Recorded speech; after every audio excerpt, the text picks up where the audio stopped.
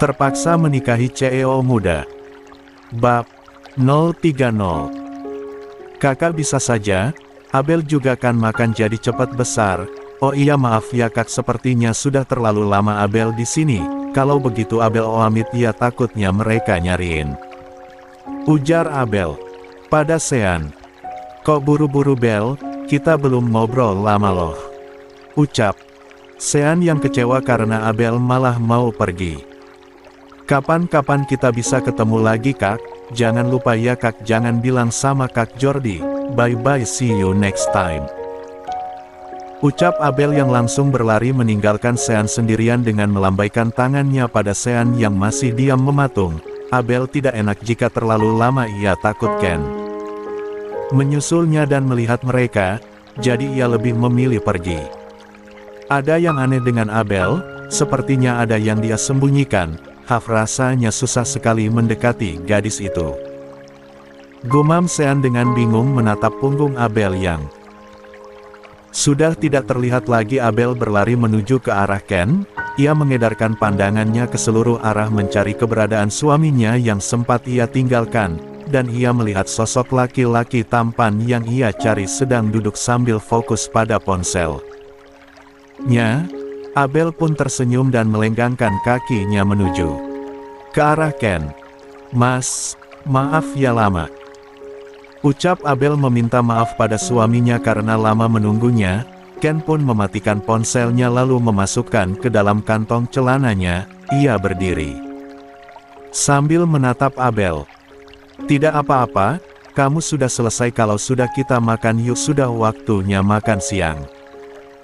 Ajak Ken pada istrinya, namun ia terlihat aneh dan berbeda. Abel mengerutkan keningnya dan menyetujui ajakan Ken. Ayo. Ucap Abel dengan tersenyum lembut menyetujui ajakan suaminya, sambil berjalan bergandengan. Menyamakan langkah kaki suaminya, Abel bergumam dalam hati. Kenapa ya? Apa jangan-jangan Mas Ken marah karena kak Sean tadi, tapi kan aku sudah pura-pura tidak mengenalnya. Gumam Abel dalam hati. Ia tiba-tiba merasa bersalah dengan perubahan suaminya. Ken mengajak Abel menuju ke restoran mahal yang ada di mall itu. Di sana Abel kembali kagum dengan bangunan yang begitu mewah dan berkelas. Selamat datang Tuan dan Nyonya, apa ada yang bisa dibantu? Silahkan dipilih tempat dan menunya. Sapa para karyawan yang memakai pakaian hitam putih. Mereka menyodorkan sebuah iPad logo restoran mereka. Ken pun mengambil alih iPad itu dan memilih tempat serta menu yang dipilihnya. Kamu mau makan apa sayang? Tanya Ken pada Abel, namun lagi-lagi Abel bingung dengan sikap suaminya, tapi ia senang karena Ken memanggilnya sayang. Bo Abel. Mau makan apa?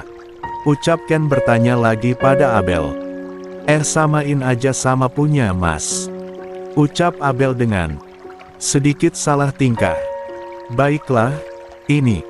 Ucap Ken dengan menyodorkan iPad-nya pada karyawan itu.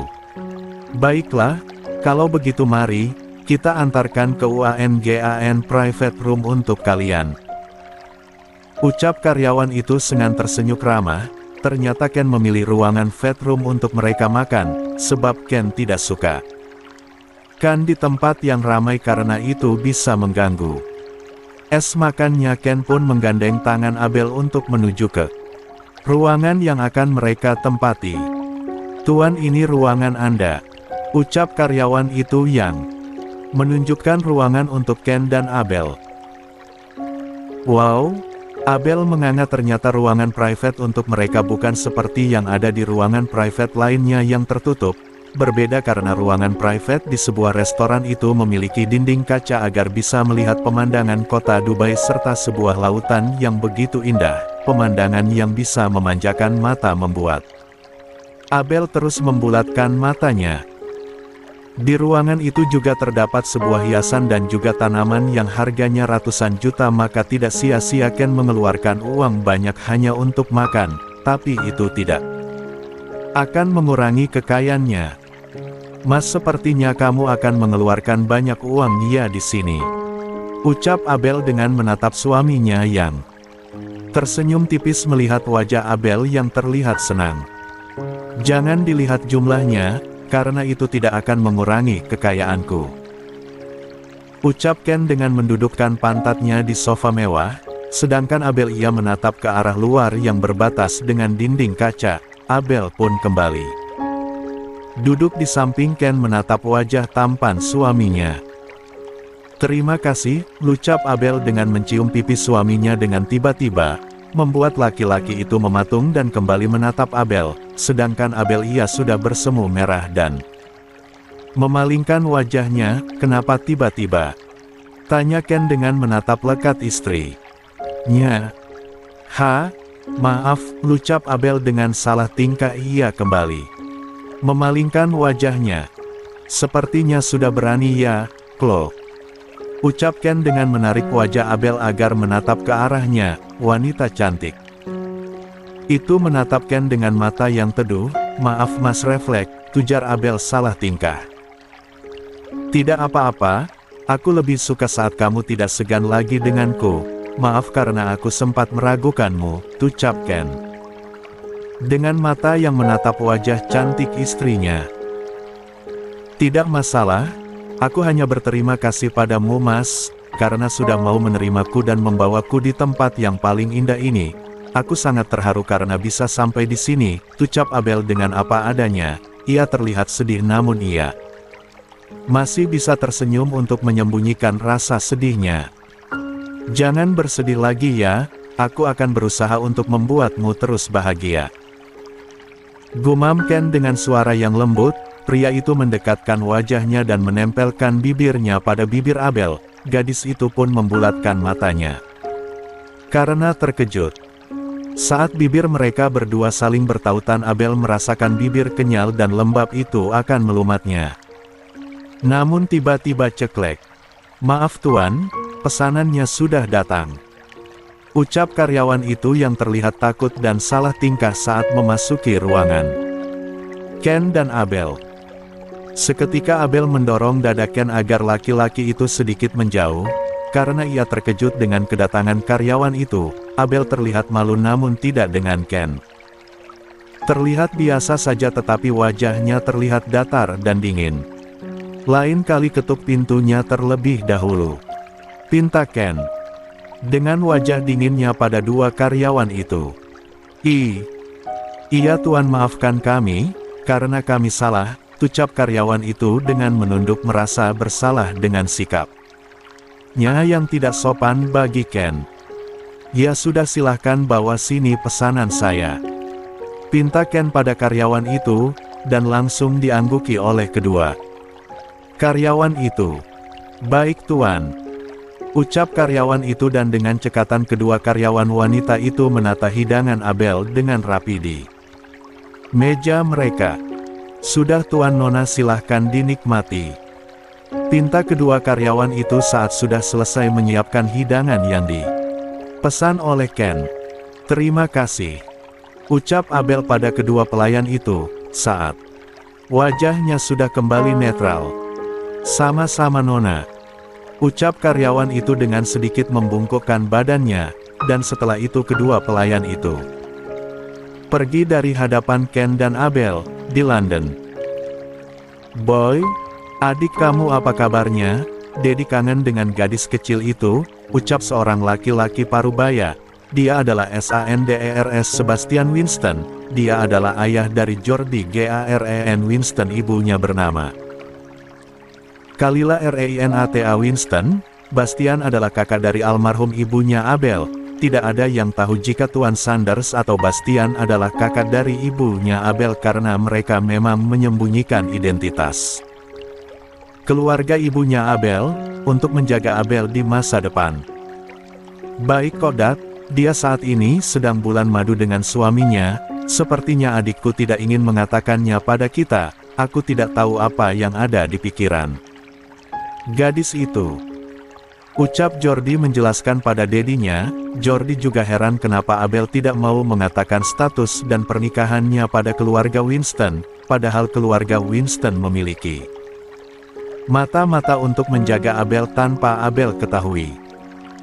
Saat ini Jordi dan Dedi Bastian ada di ruang keluarga di mana tempat mereka berkumpul, dan tiba-tiba Dedi Bastian bertanya tentang Abel keponakannya yang sudah lama tidak berkunjung di kediaman mereka yang ada di London. Sejak kematian ayah dan ibunya Abel begitu keke untuk hidup mandiri, kata Jordi. Abel begitu keras kepala, tapi bagaimanapun juga Jordi tetap memberikan keamanan untuk Abel di belakang gadis itu.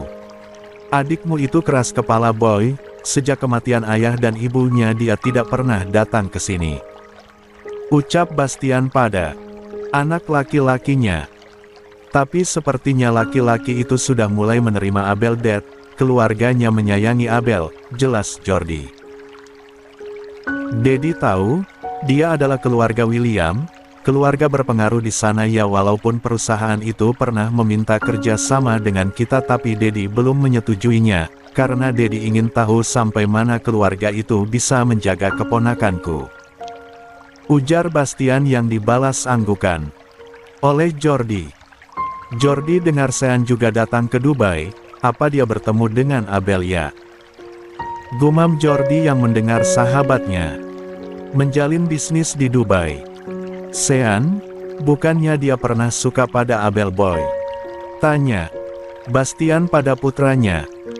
Iya, tapi jika tahu Abel sudah punya suami pasti dia akan terkejut, sebab dia bilang ingin menunggu Abel hingga dewasa, ucap Jordi yang mengulang ucapan sahabatnya dulu. Kalian bahas apaan? Tanya wanita cantik yang sudah berumur. Wanita cantik itu datang dengan membawa beberapa cake dan juice untuk kedua laki-laki kesayangannya. Kita lagi bahas Abel mom, ucap Jordi menjawab ucapan ibunya. Bagaimana dengan keadaannya? Apa Abel baik-baik saja sayang? Momi rindu loh dengannya. Apa laki-laki itu menyayangi Abel? Jika tidak, lebih baik kamu bawa saja adikmu kemari, ucap Momi Kalila pada putranya. Baik-baik saja mom, lagian laki-laki itu sepertinya mempunyai rasa pada Abel. Bisa dilihat caranya memang tidak terbuka, tapi ia berusaha mencari tahu kebenarannya. Mungkin laki-laki itu mulai tahu dengan kehidupan Abel, makanya dia mulai mencintai adikku, jelas Jordi yang dibalas anggukan oleh Momi dan dedinya. Apa dia diam-diam mencari tahu tentang Abel? Momi pikir pria itu diam saja saat disuruh menikahi Abel. Ternyata dia juga mencari tahu tentang Abel. Sepertinya kita harus memberikan keamanan yang lebih pada Abel, soalnya Momi takut jika adik dan kakaknya mendiang Bagaskara akan mencelakai Abel. Kalian tahu sendiri kan keluarga itu keluarga kejam semua, jelas wanita parubaya itu dengan kesal saat mengingat kelakuan adik dan kakak ayahnya Abel yang memiliki sikap negatif. Momi benar, sebaiknya kita berikan keamanan lagi Dad, karena kita tidak tahu apa yang akan terjadi ke depannya. Kan? Ucap Jordi yang menyetujui pendapat istri dan anaknya. Dedi setuju, dan Dedi akan hubungi anak buah kita untuk menambah keamanan pada Abel. Bagaimanapun juga dia adalah anak kita, jadi kita harus menjaga Abel dengan baik, ucap Bastian dengan percaya diri. Karena apa yang dikatakan mereka adalah benar, bagaimanapun juga Abel adalah anak mereka, maka dari itu tanggung jawab Abel saat ini menjadi tanggung jawab mereka, walaupun Abel tidak mengetahuinya jika dia dijaga oleh orang kepercayaan keluarga Winston. Jika Oma tahu Abel di sana tidak baik-baik saja, mungkin dia akan marah dan membawa Abel ke sini secara paksa, Dedi. Dan kamu kan tahu Oma kalian begitu-begitu menyayangi Abel, bagaimanapun cucunya hanya kamu dan Abel saja, ucap Momi Kalila pada Jordi. Ya, maka dari itu kita harus menjaganya dengan baik Mom, daripada Oma mengamuk, kita yang disalahin kan, ujar Jordi yang diangguki oleh Momi Kalila dan Dedi Bastian. Terus studi Abel bagaimana? Apa dia akan berhenti? Tanya Momi Kalila. Kata Deki, Abel sudah didaftarkan di universitas terbaik oleh mertuanya. Jelas Jordi. Bagus, jadi mertuanya benar-benar menyayangi dia. Sepertinya Momi akan berterima kasih nanti dengan wanita itu karena sudah menyayangi Abel seperti anaknya sendiri. Ucap Momi Kalila yang salut dengan Momi Al. Deki juga bilang katanya orang tua suaminya Abel mengadopsi anak laki-laki yang umurnya lebih tua dari suami Abel. Berarti laki-laki itu umurnya sama dengan Jordi sekitar 29 tahunan kan, namanya Gary kalau tidak salah. Dia juga menyayangi Abel, malah dia menganggap Abel seperti adiknya sendiri. Hanya saja suami Abel yang punya sikap dingin pada Abel, tapi semoga saja mereka bisa bahagia selamanya. Ucap Jordi. Baguslah, Dedi jadi tidak terlalu khawatir jika di sana banyak yang menjaga Abel.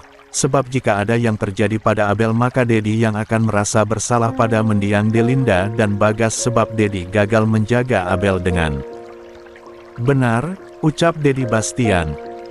Jordi juga akan menjaga adik Det, tenang saja, jika laki itu berani menyakiti Abel atau siapapun yang berani menyakiti maka Jordi tidak akan pernah memaafkan orang itu.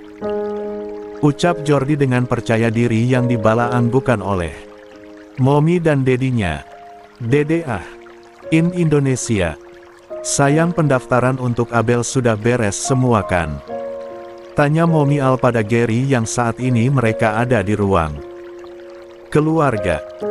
Sudah Mom, tenang saja, jawab Gary dengan santai, mereka baru saja melakukan makan malam dan bersantai di depan televisi untuk berkumpul.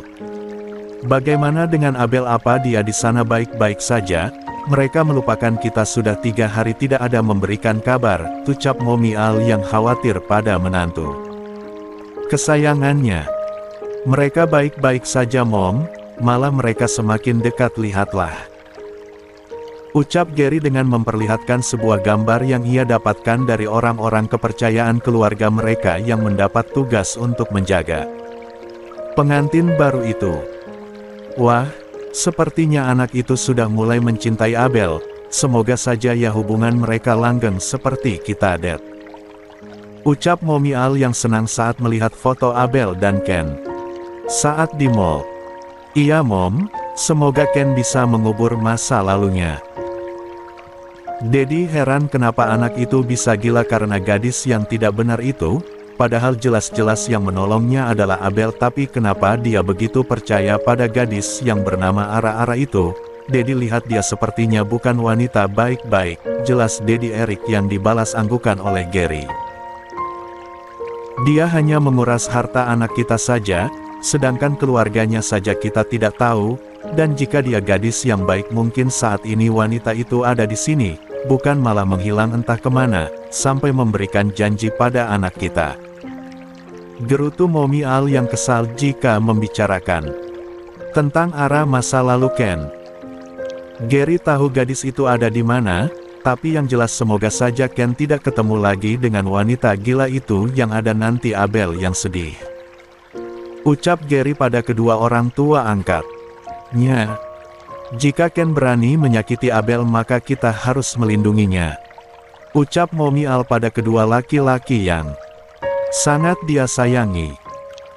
Momi benar, dan asal kalian tahu ternyata banyak orang yang menjaga Abel, tapi Gary tidak bisa melacak orang itu, sepertinya orang-orang itu sudah terlatih karena kita tidak bisa melacaknya. Ucap Gary yang memberitahu kedua orang tuanya saat ada anak buahnya yang melihat banyak orang yang menjaga Abel dari jarak jauh, namun anehnya mereka tidak bisa melacak mereka. Kamu benar Nak, siapa orang itu? Tapi bukan orang jahat kan? Momi takut jika itu orang jahat. Ucap Momi Al. Dengan terkejut, begitu juga dengan Dedi Erik yang ikutan syok saat mendengarkan penjelasan Gary, dan sepertinya kehidupan mereka akan menjadi rumit karena banyak teka-teki di kehidupan mereka. Jika mereka orang jahat maka mereka akan menghabisi Ken dan Abel di sana, terutama anak buah kita. Tapi mereka tidak menyakiti anak buah kita, mungkin mereka orang suruhan. Gary yakin di belakang Abel ada orang yang sengaja melindunginya. Ungkap Gary dengan percaya pada batinnya. Kamu benar sayang, orang tua Abel saja dulu orang berpengaruh. Yang jelas memang ada orang di balik semua ini. Apa keluarga Abel yang menjaganya dengan diam-diam? Ucap Daddy Eric. Yang Gary dapat informasi keluarga Abel, ayahnya memiliki 2 saudara, yang satu adiknya yang bernama Mahendra yang kini menjadi pemimpin di perusahaan Wijaya, dan yang kedua kakak dari ayahnya Abel tapi sudah lama kakaknya itu memutuskan keluarga dengan ayahnya Abel, dan Gary tidak tahu siapa dia. Yang Gary tahu mereka sama-sama jahat, sebab kakak pertama dan adiknya yang sudah merebut semua harta milik keluarga Abel. Bukan mereka yang melindungi Abel tapi ada orang lain. Ucap Gary yang dimengerti oleh Mommy Al dan Daddy Eric. Mereka keluarga dari mendiang Tuan Bagaskara. Apa ibunya Abel tidak memiliki saudara? Kenapa yang kita tahu hanya keluarga dari ayahnya Abel? Tanya Daddy Eric. Gary sudah mencoba mencari tahu identitas mendiang Nyonya Delinda, tapi Gary tidak menemukannya sebab di sana tertera jika Nyonya Delinda asli orang London, tetapi tidak bisa dibuka identitas lainnya. Ucap Gary yang merasa kesulitan dengan mencari tahu identitas ibunya Abel, yang begitu misterius. Keluarga itu benar-benar memiliki banyak privasi. Kita harus hati-hati dan tetap menjaga Abel dengan baik. Ucap Daddy Eric yang dibalas anggukan oleh Gary dan Mommy Al. Kini Ken dan Abel telah selesai dengan kegiatan makan siangnya. Sepasang suami istri itu pun kini tengah duduk di sofa yang ada di balkon kamar mereka berdua, karena seharian mereka berkeliling di salah satu mall yang begitu mewah membuat mereka kelelahan. Apalagi Abel yang masih begitu kesal karena suaminya membelikannya dia begitu banyak barang. Bukan permintaan Abel melainkan suaminya yang telah memaksanya untuk membeli banyak barang branded untuknya. Jangan marah sayang, kan aku hanya ingin melakukan tugasku sebagai seorang suami. Ucap Ken dengan membujuk Abel, sebab wanita cantik itu setelah pulang dari mall, ia marah dan kesal. Abel masuk kamar dan langsung menuju ke balkon untuk menenangkan pikirannya yang masih kesal pada suaminya. Sudah sekitar 1 jam Ken membujuk Abel dengan berbagai ucapan manisnya, hingga saat ini panggilannya berubah pada Abel. Ia memanggil Abel dengan mengatakan kata sayang pada istrinya. Mungkin laki-laki itu sudah semakin mencintai istrinya. Tapi tidak begitu juga dong. Yang ada aku di-cap sebagai wanita matre. Jika banyak barang mahal yang seperti itu, bukankah aku sudah bilang padamu aku tidak ingin membelinya? Tapi kenapa masih nekat? Jika aku menginginkannya aku bisa mengatakannya padamu. Gerutu Abel yang sudah sangat jengah. Biarlah Abel bersikap sedikit tegas dan berani pada laki-laki jangkun itu, karena jika tidak ditegaskan yang ada laki-laki itu terus saja melakukan hal-hal yang tidak Abel inginkan. Batin Abel dalam hati, stop. Maafkan aku sayang, ini semua murni dari aku yang meminta mereka membungkusnya untukmu kan. Jadi jangan bersikap seolah kamu yang memintanya dan jangan bilang kamu material lagi ya, karena kamu adalah istri aku dan sekarang kamu adalah tanggung jawab aku. Sudah sepantasnya aku memberikan apapun yang kamu mau, karena itu juga termasuk nafkah dariku. Ucap Ken dengan merasa bersalah. Ia menghadap Abel dengan memegang kedua tangan wanita cantik yang sedang mengatupkan bibirnya.